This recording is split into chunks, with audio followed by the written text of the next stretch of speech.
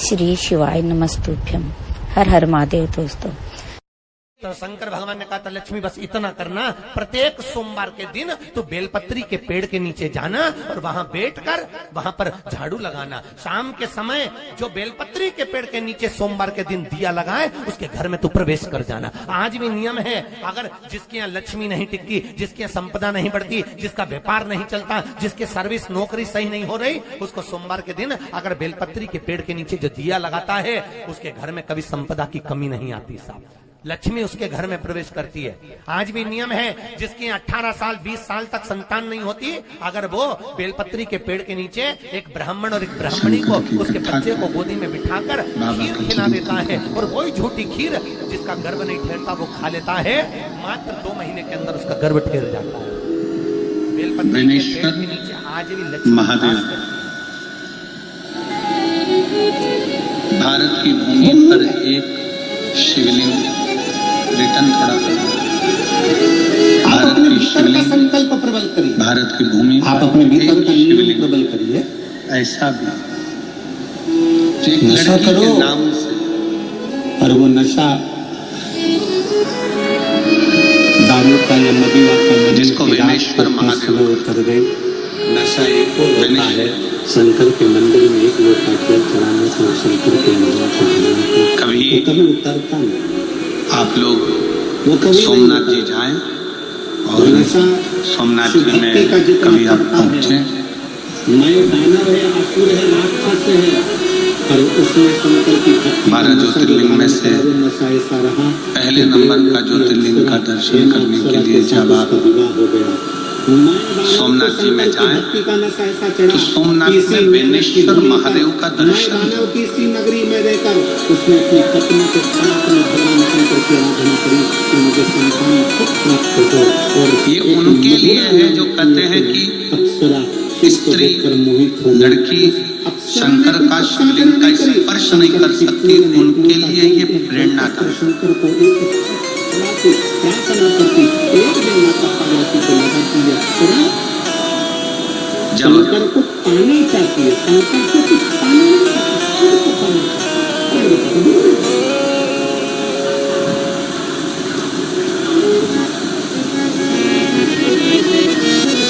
मुगलों की सेना ने, मोहम्मद गजनवी ने सोमनाथ में मानस की युद्ध का क्रम इतना खजाना देखा। क्या नाम था? तो उसने उस खजाने को लूटने का विचार। समझदार, उसके बराबर विद्वान दुनिया में कोई नहीं हो सकता। कोई विद्वान नहीं। वहां का एक राजपूत राजा था जो बड़ा प्रबल, राक्षस की बहन, असुर की बहन, और मोहम्मद गजनवी ने जब अपने सैनिकों को भेजा कि जाओ जाकर तैयारी करो सोमनाथ को लूटने। नहीं है। पूछा राम जी ने, क्या चाहती हो? कहती है तुम्हें अपना बनाना चाहती हूँ। पर एक बात अपने भीतर उतार के रखिएगा, जो भगवान से कहती है मैं तुम्हें अपना बनाना चाहती हूँ। हमारे यहाँ तो अच्छे लूटने वालों ने भले लूट लिया हो, पर आज वापिस मेरा सोमनाथ महादेव ऐसे ही सोने और हीरे से भरा पड़ा हुआ है। बड़े बड़े महात्मा, संत, साधु, सन्यासी, तपस्वी, साधक, उपासक, बड़े बड़े प्रवचन देने वाले भी प्रॉपर्टी अपना बनाना चाहते हैं, गाड़ी अपना बनाना चाहते हैं, बंगला अपना बनाना चाहते हैं, अपना ट्रस्ट बनाना चाहते हैं, पर भगवान को कोई अपना बनाना नहीं चाहता। पर वो राक्षस की बहन सूर्पनखा भी राक्षस की बहन होकर भगवान के सामने जाकर सीधा ऑफर देती है, तुम मेरे और मैं तुम्हारी को कुछ नहीं चाहिए। सीधा ऑफर है, तुम मेरे बन जाओ और मैं तुम्हारी बन जाऊं, इससे बढ़कर दुनिया में कुछ नहीं।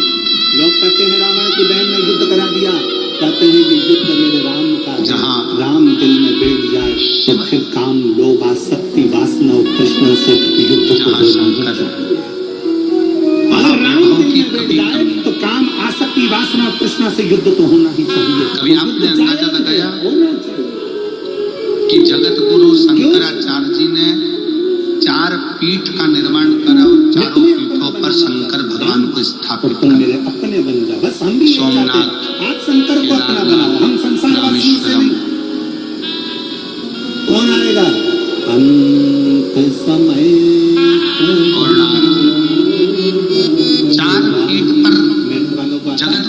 शंकराचार्य जी ने 4 स्थान पर भारत के 4 कोने पर 4 शंकर भगवान के शिवलिंगों की स्थापना क्यों की?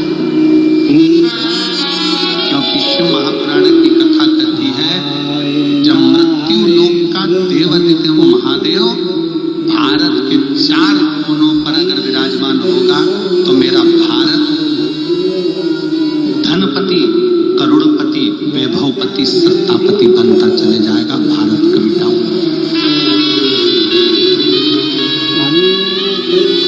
और मेरी जीजियों से निवेदन है, मेरी बहनों से, मेरी बेटियों से, मेरी माताओं से, मेरे भाइयों से निवेदन है, एक बात अपने अंदर उतार कर रखना, जिसके घर में छोटे से छोटा भी अगर शिवलिंग होता है, जिसके घर में छोटे से छोटा शिवलिंग अगर विराजमान है, तो ये जान लेना कि तुम्हारा घर कभी कंगाल नहीं होगा, धन की ओर बढ़ता चलता है। साथ देगा, अंत समय में साथ वही देगा जो तुमने भजन किया, स्मरण किया, तुमने करा, भूखे को भोजन कराया, प्यासे को पानी पिलाया। इस शिव महापुराण के पंडाल में आए हुए ये हजारों लाखों शिव भक्तों का जो तुमने मुंह मोहम्मद गजनवी ने पूरी बना लाए, अपने सैनिकों को भेजा, जाओ तैयारी करो, सोमनाथ लड्डू बना कर लिया। संक्रांति तो बाद में आएगी, एक राजपूत राजा शंकर के उसको मालूम पड़ा झूठे करा दिए, जितनी सेना आई सारी सेना को डायरी में लिख कर रखना। मैंने 5 रुपए की चाय किसी को पिलाई, किसी को लड्डू खिलाया, वो 3 महीने में तो 5 का 1000 गुना लोग को मिला। एक राजपूत राजा ने पूरी हमें बताना जरूर कि मोहम्मद गजनवी की सेना को ये बच्चा पत्र में कि मैंने तो केवल हापुड़ के पंडाल में राजपूत तो केवल कोई साधारण नहीं होते। बैठकर कथा परिस्थिति ग्रहण किया। एक अकेला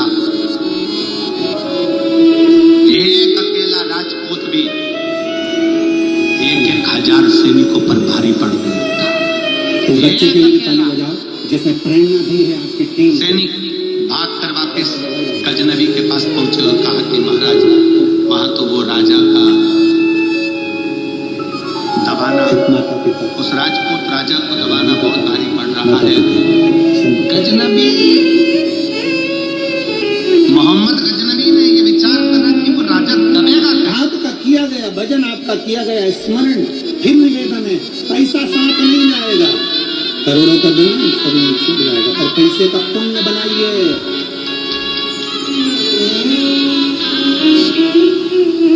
पैसे को बैंक में यहाँ जमा करो और दिल्ली में एटीएम से निकाल लीजिए और वो बैंक से जमा निकाल लीजिए। भारत की 3 चीजें बड़ी प्रबल है। पैसे का पुण्य, थोड़ा भूखे का भोजन, प्यासे का पानी। पहले नंबर पर है क्या? क्यों कहते हैं कि भूखे को भोजन और प्यासे को पानी? जन्म लेने वाला सनातनी, चाहे वो ब्राह्मण हो, चाहे वो क्षत्रिय हो, चाहे वो वैश्य हो, चाहे वो शूद्र हो, सब चोटी रखते थे, मतलब हमें जूत रखते थे। ब्रह्म लोक में रहते हैं। गजनवी को समझ में आ गया कि भारत में 3 चीजें भारी है। पहले नंबर पर चोटी, दूसरे नंबर पर रोटी। भारत की भोजन की व्यवस्था बड़ी प्रबल चलती है, भारत की रोटी बड़ी प्रबल होती है। पहले नंबर पर चोटी, दूसरे नंबर पर रोटी और तीसरे नंबर पर भारत की बेटी बड़ी प्रबल होती है, वो युद्ध में अग्रण्य है।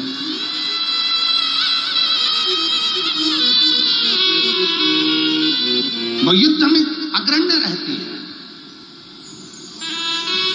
गजनवी ने खबर पहुंचाई सैनिकों के द्वारा, भारत की भूमि से चोटी, रोटी और बेटी तीनों को समाप्त करने का प्रयास करो, इन तीनों को अपना बनाने का प्रयास करो। ये जो जाति में आज बांटा जा रहा है, तुम ब्राह्मण हो, तुम क्षत्रिय हो, तुम वैश्य हो, तुम शूद्र हो, बांटा।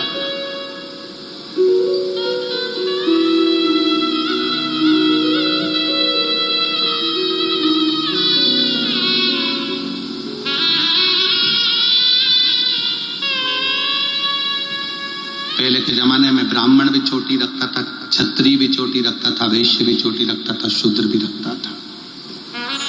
चोटी का मतलब है कि सनातनी है, भारतीय परिधान, भारतीय परंपरा से जुड़ा हुआ। मोहम्मद गजनवी ने सूचना कर दी, पता करो जो राजपूत राजा युद्ध कर कर मेरे सैनिकों को मार रहा है, उसको दबाया कैसे जा सकता है? और कोई दूसरा बताने वाला नहीं था, कोई दूसरा नहीं। कल आपको कथा में कहा था, स्टंप के पास में खड़ा हुआ व्यक्ति ही बल्ले कुदाने वाले व्यक्ति की गिल्ली उखाड़ देता है। कोई अपना ही अपने को मारने का प्लान बना लेता है, किसी दूसरे को। ये कहते हैं ना, बहुत सारे जयचंद इकट्ठे हो गए, उसको कहने का सार्थक तो क्या है?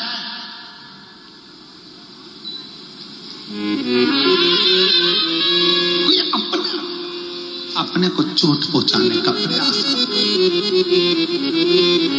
मोहम्मद गजनवी ने सूचना करी, पता करो राजा किससे दबेगा, राजा को दबाने के लिए किसको लाया जाए।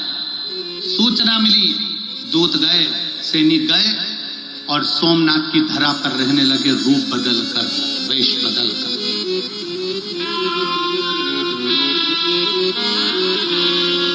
वेश बदलकर रहने लगे। क्या देखा? राजपूत राजा की एक लड़की है जिसका नाम है बेनी।